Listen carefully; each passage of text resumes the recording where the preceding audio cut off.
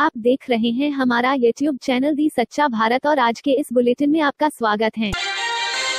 चूरू में बदमाशों और असामाजिक तत्वों के हौसले कितने बुलंद है, इसकी बानगी जिला मुख्यालय पर गुरुवार को बिजली विभाग के कर्मचारी के साथ हुई बेरहमी और निर्ममता पूर्वक मारपीट मामले में देखने को मिली, जहां बदमाशों और असामाजिक तत्वों ने मीटर रीडिंग लेने वाले कर्मचारी को पहले तो रिवॉल्वर दिखा, शहर के शास्त्री मार्केट से उठाया और फिर भामी बस्ती ले जाकर कर्मचारी को पीट पीट कर अधमरा कर दिया। मैं रीडिंग लेगा हो कलेक्टर हूँ।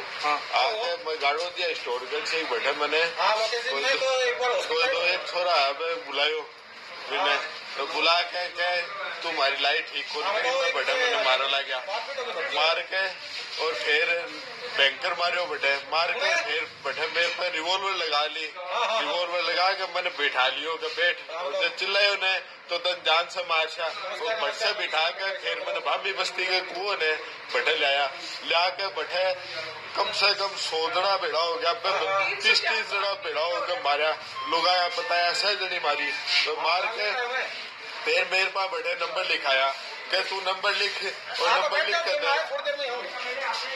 लिख के दे फिर के तेरे पर छेड़छाड़ को आरोप लगा तेरी जिंदगी खराब कर तने ने जीणो गोंदे तेरो आगे से ने तेरो कैरियर खत्म कर सगली बातें करके फिर भाई जी फिर बैठो मने ने मेरी मम्मी आके मेरी मम्मी मन छुटाई मेरे फिर बिजली विभाग का कर्मचारी आया फिर मन बिठा के हॉस्पिटल में एडमिट कराए।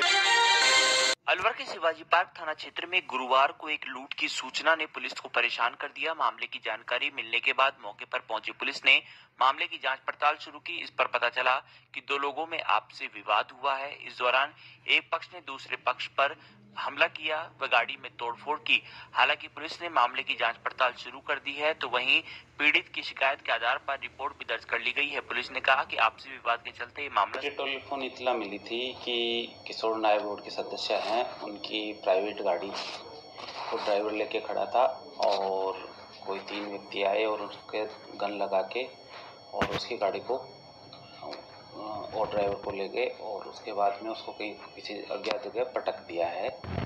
और इस इत्तला पर मैं जाब्ते के पहुंचा, जो ड्राइवर का जो दिया गया नंबर था उसे संपर्क किया और उसके बारे में लोकेशन जानकारी की तो प्रजापति भवन 60 फीट रोड के पास की लोकेशन आई, जिसकी लोकेशन के अनुसार वहाँ पे मौके पे गए तो ड्राइवर और गाड़ी वहाँ पे मौजूद मिली और गाड़ी किसी से तोड़े हुए हैं। आसपास के लोगों से पता करने पे जानकारी हुई कि इनका एक स्कॉर्पियो वाले के और इन गाड़ी वालों के बीच में आपस में झगड़ा हुआ, जिसमें इसी से शिवाजी पार्क थाना पुलिस ने कहा कि सूचना मिली थी कि किशोर न्याय बोर्ड के सदस्य के साथ मारपीट व लूटपाट हुई है व कुछ गाड़ी में आए बदमाशों ने उनके अपहरण का भी प्रयास किया, लेकिन मामले पर पहुंची पुलिस ने जांच पड़ताल शुरू की तो पता चला आपसी विवाद के चलते मामला हुआ है।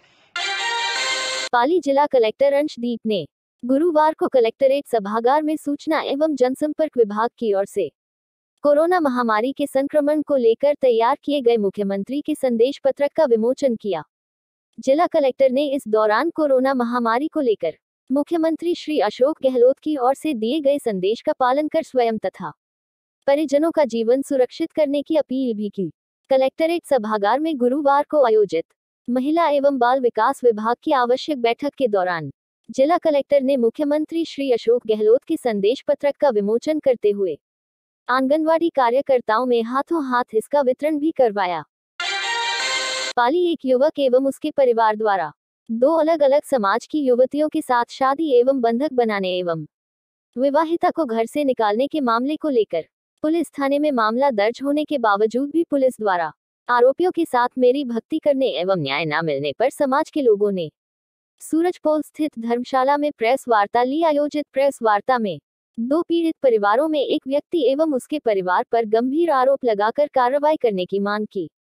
रजत नगर निवासी पीड़ित सूर्य प्रकाश शर्मा ने बताया कि उसकी 2 पुत्रियों का विवाह एक साथ होना था, लेकिन एक पुत्री को सूर्य कॉलोनी निवासी अजय पुत्र कानाराम जाति हरिजन ने ब्लैकमेलिंग करते हुए उसे अपने कब्जे में करते हुए अगवा कर दिया। गुमशुदगी की रिपोर्ट भी थाने में दर्ज करवाई गई, लेकिन आरोपियों ने पढ़ाई का संरक्षण के नाम पर न्यायालय से सरल ले ली और उसकी पुत्री को अपने पास रख दिया। डूंगरपुर जिले में एक बार फिर कोरोना संक्रमण फैल रहा है। सागवाड़ा के बोहरावाड़ी इलाके में कर्फ्यू लगा हुआ है। वहीं बाहरी राज्यों से आने वाले यात्रियों के भी कोरोना नेगेटिव रिपोर्ट अनिवार्य कर दी है। इसके बाद ही यात्रियों के जिले में प्रवेश दिया जाएगा। देश भर में कोरोना वैक्सीनेशन शुरू होने के बाद डूंगरपुर जिले में भी कोरोना मरीजों की संख्या में कमी आई थी, लेकिन एक बार फिर कोरोना पॉजिटिव के आंकड़े में तेजी से बढ़ोतरी हो रही है। जिले के सागवाड़ा कस्बे में बोईवाड़ा इलाके में पिछले एक सप्ताह में 50 पॉजिटिव केस आ चुके हैं। इसके बाद प्रशासन व चिकित्सा विभाग अलर्ट हो गया है। प्रशासन की ओर से कल से ही बोहरावाड़ी इलाके में कर्फ्यू लगा दिया है और केवल आवश्यक सेवाओं में छूट दी गई है। चिकित्सा विभाग सागवाड़ा में सर्वे में जुटा है।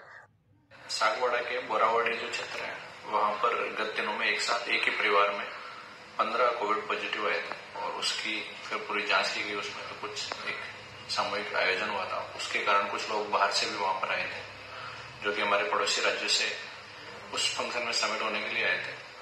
उसके बाद में उस पूरे एरिया में रीसैम्पलिंग करवाई गई तो और भी नए केस सामने आए। तो अभी तक 26 केस उस पर्टिकुलर एरिया में हो गए।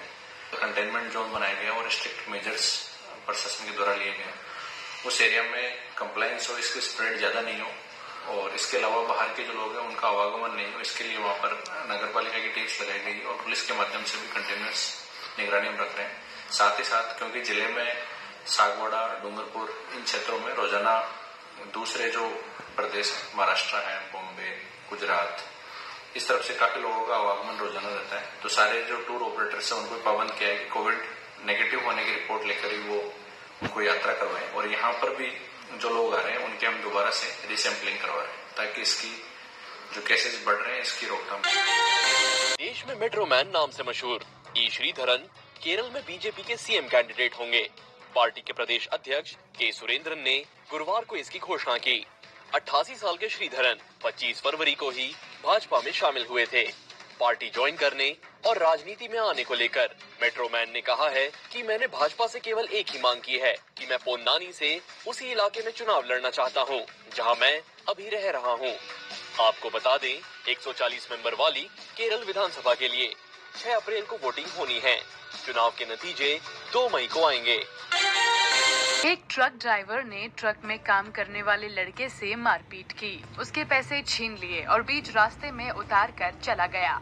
मामला सीकर जिले का है। अनजान शहर में युवक लोगों से मदद की गुहार लगाता रहा, लेकिन कोई भी मदद के लिए आगे नहीं आया।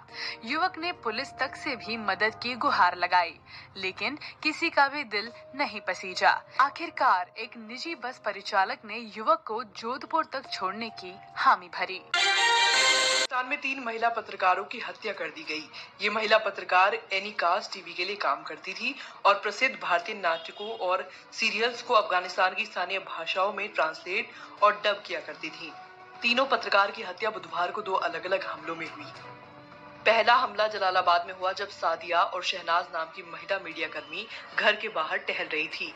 उसी वक्त अज्ञात हमलावरों ने उनके ऊपर गोलियों की बरसात कर दी। इससे दोनों महिला मीडिया कर्मियों की मौके पर ही मौत हो गई।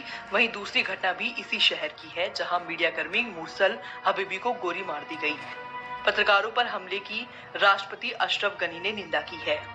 उधर तालिबान के प्रवक्ता ने पत्रकारों की हत्या में शामिल होने से इनकार किया है। सादुलपुर के पूर्व विधायक और बसपा नेता मनोज न्यांगली ने अपनी जान को खतरा बताया है। चूरू एसपी के नाम दिए एक ज्ञापन में न्यांगली ने सादुलपुर में एक नई गैंग की एंट्री बताई है जो हरियाणा की सुपारी किलर है। पूर्व बसपा विधायक मनोज न्यांगली ने कहा कि उन्हें वाइस श्रेणी की सुरक्षा मिली हुई थी, जिसे प्रदेश सरकार ने कम कर दी। न्यांगली ने कहा कि बदमाशों को और इन सुपारी किलर्स को राजनीतिक रूप से भी संरक्षण प्राप्त है, जिसके चलते पुलिस भी इन अपराधियों के आगे नतमस्तक है। न्यांगली ने चूरू एसपी के नाम दिए ज्ञापन में मांग की कि उन्हें वाइस श्रेणी सुरक्षा में एस्कॉर्ट प्रदान की जाए। उन्होंने कहा कि राजनीतिक नेताओं के इशारे पर उनकी हत्या करने के लिए विधानसभा क्षेत्र में हरियाणा के बदमाश बेखौफ घूमते हैं और बदमाशों द्वारा उन्हें जान से मारने का प्रयत्न पहले भी किया जा चुका है। पूर्व विधायक ने कहा कि क्षेत्र के अपराधी और सीमावर्ती हरियाणा के बदमाश मुझ पर कभी भी जानलेवा हमला कर मेरी हत्या कर सकते हैं। उन्होंने अपने भाई वीरेंद्र न्यांगली की हत्या का भी जिक्र करते हुए कहा कि वीरेंद्र की हत्या के आरोपी उच्च न्यायालय के द्वारा बरी किया गया है, जिसके बाद अब उनके परिवार पर कभी भी हमला हो सकता है।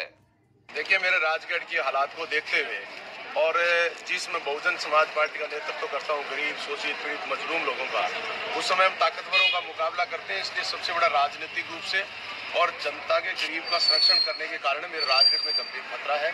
मेरे से पहले मेरे बड़े भाई पर हमला हुआ, उनकी हत्या हो गई, उसके बाद मेरे ऊपर हमला हुआ, मेरे एक शरीर की आँख चली गई, उसके बाद भी मेरी सुरक्षा में कमी करना सरकार की नाकामी मुझे लग रहा है। और मैं बार बार सरकार से मांग करता हूँ, मेरी CID CB से रिपोर्ट, मेरी पुलिस की थाने की रिपोर्ट, सारी रिपोर्टें मेरी सकारात्मक होने के बाद भी गहलोत सरकार मेरी सुरक्षा की बढ़ोतरी नहीं कर रही है। इसलिए मैंने सुरक्षा की मेरी बढ़ोतरी के लिए मांग की है। राजगढ़ की जिस तरीके से गाँव में घुस करके 4-4 आदमी की हत्या हो जाना, एक साल में 4-5 हत्याएं राजगढ़ में हो गई और हम भी असुरक्षित महसूस कर रहे हैं। जनता की लड़ाई कौन लड़ेगा?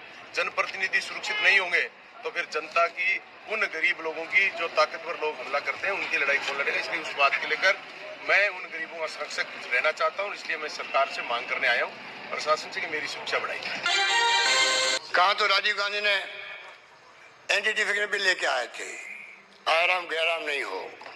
आपको मालूम है उस वक्त में क्या स्थिति बनी हुई थी, और कहा उसके बाद में नए रास्ते निकाल दिए।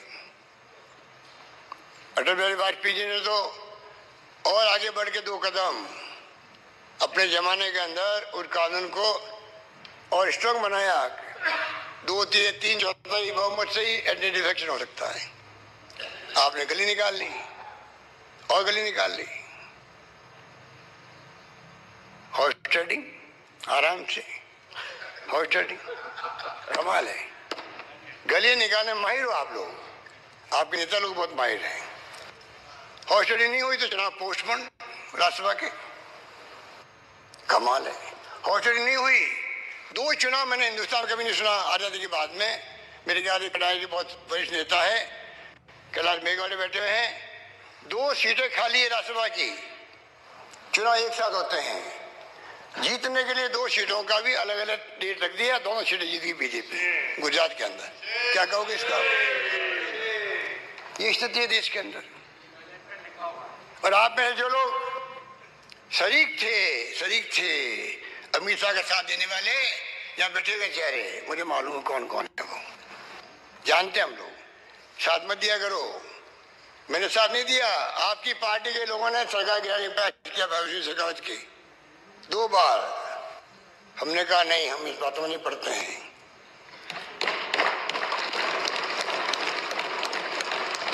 आपकी पार्टी लोग थे, याद है आपको? चौकी ठाणे में ले गए थे, सबको खड़ा किया, पुलिस वालों को बीच में, असेंबली की एक तरफ आप, एक तरफ वो। कोई वोट इधर को तो नहीं चला जाए, वो टाइम ही था आपका। हमने सरकार बचाने का प्रयास किया था। वो अरे जिंदगी में मुख्यमंत्री बनने के लिए वैल्यू बेस्ड राजनीति करनी पड़ती है, ऐसे मुख्यमंत्री नहीं बनता है। झुंझुनू शहर के नए प्राइवेट बस स्टैंड पर सुबह से ही भीड़ लगी हुई थी, क्योंकि लोगों को दबंग गर्ल सोनाक्षी सिन्हा का इंतजार था। जिले में अलग अलग जगह पर वेब सीरीज की शूटिंग हो रही है, जिसकी मुख्य स्टार कास्ट में सोनाक्षी सिन्हा शामिल हैं। दरअसल यहां गुरुवार को दिन भर वेब सीरीज फॉलन के सीन फिल्माए गए, जिसमें अभिनेत्री सोनाक्षी सिन्हा एक पुलिस अधिकारी रहती हैं और हत्या की गुत्थी सुलझाने के लिए पुलिसकर्मियों के साथ नजर आती है।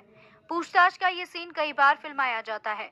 सोनाक्षी सिन्हा इन दिनों वेब सीरीज फॉलन फिल्म की शूटिंग करने मंडावा आई हुई हैं।